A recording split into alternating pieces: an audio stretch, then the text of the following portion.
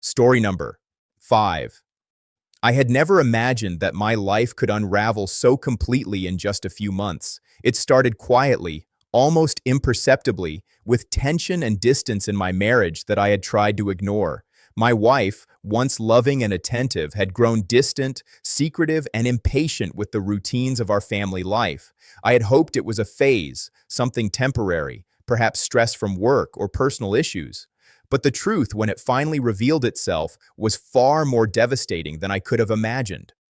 She left for a vacation with a group of friends, claiming it was a simple getaway, a chance to recharge and reconnect with herself. I trusted her. I had no reason not to, at least no reason I could see at the time. I wished her well, tried to remain positive, and assumed that she would return the same woman I had married. When she came back, everything had changed. She stepped off the plane, her face flushed, her demeanor different, lighter somehow, freer, but also brimming with a confidence I did not recognize. Within days, she confessed that she was pregnant. At first, I didn't understand the full scope of what she was saying. I assumed it was our child, that this was simply the next step in our family. But as she spoke, a cold dread settled in my stomach. Her tone, her hesitation, the way she avoided my eyes, it was all too familiar. It might not be yours, she said finally, the words hanging between us like a thunderclap. My world tilted, my stomach knotted. I wanted to scream, to demand answers, to strike out in anger. But I knew deep down that this wasn't about anger. This was about betrayal, the kind that cuts to the core of your identity, your trust, and the life you have built. Before I could process, my daughter entered the room. She was 16, old enough to sense tension, to feel the undercurrents of anger and heartbreak. And then, in the way teenagers often do, she looked at me with disbelief and blame. "How could you let this happen?" she asked, tears in her eyes. "If you'd been there more, if you'd paid attention, maybe she wouldn't have." The words struck me like a hammer. My daughter, the person I had tried to protect from the chaos of the world, was now directing her anger at me. She didn't yet understand the complexity, the deception, the layers of betrayal I was facing. To her, it was simple. My failure had allowed this tragedy. Her words, though meant in hurt and confusion, pierced me deeper than my wife's betrayal ever could. I tried to explain, tried to make her understand that the responsibility lay not with me, but with the choices her mother had made. I told her that adults make mistakes, sometimes cruel, selfish ones, and that even the strongest bonds can be broken by deception. But she was young, emotional, and angry.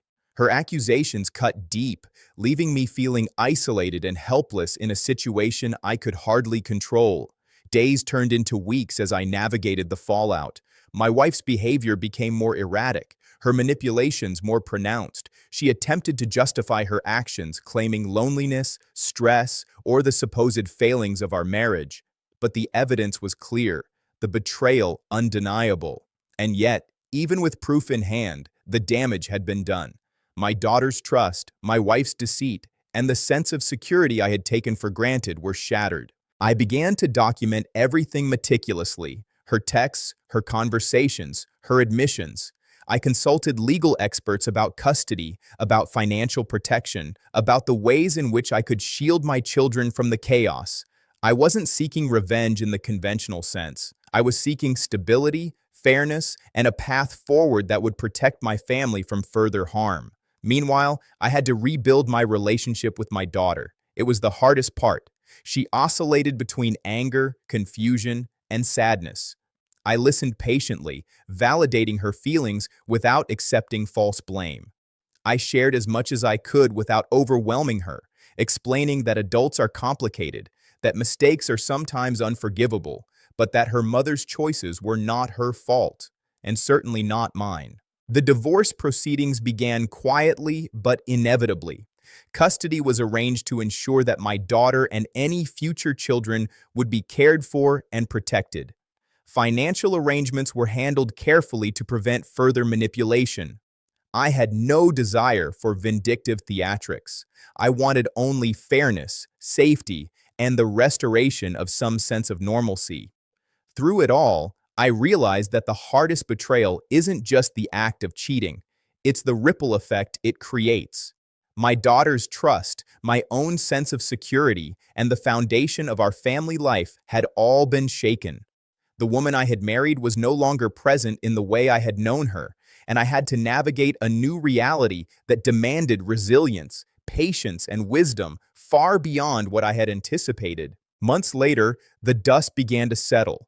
My daughter and I rebuilt our bond slowly, carefully, with honesty, patience, and mutual support. She began to understand that blame is not always directed where it should be, and that sometimes even those who are hurt most deeply are innocent victims of circumstances beyond their control.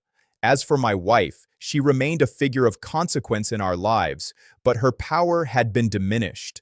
Her choices had caused irreparable damage, and while forgiveness might never come, accountability had. I had ensured that my children's future was protected, that the chaos she had introduced could not define their lives, and that my own dignity remained intact. The lesson was harsh, unrelenting, and painful. Betrayal doesn't just destroy relationships, it reshapes the lives of everyone involved, leaving scars that demand care, reflection, and action. My daughter's accusations, though misguided, forced me to confront the reality of consequences and responsibility, and to become stronger, more vigilant, and more deliberate in protecting the people I loved. Even now, years later, I remember that vacation, that revelation, and the wave of accusations from my daughter as a pivotal turning point in our lives. It was a moment of heartbreak, betrayal, and confusion, but also a moment that taught me the depth of patience, resilience, and the necessity of unwavering integrity in the face of chaos. I had lost a marriage, faced the blame of my own child, and confronted deception at its most personal. But I emerged with clarity, resolve, and the knowledge that even the deepest betrayals can be met with careful action, love for one's children, and the steadfast commitment to move forward, no matter how painful the path.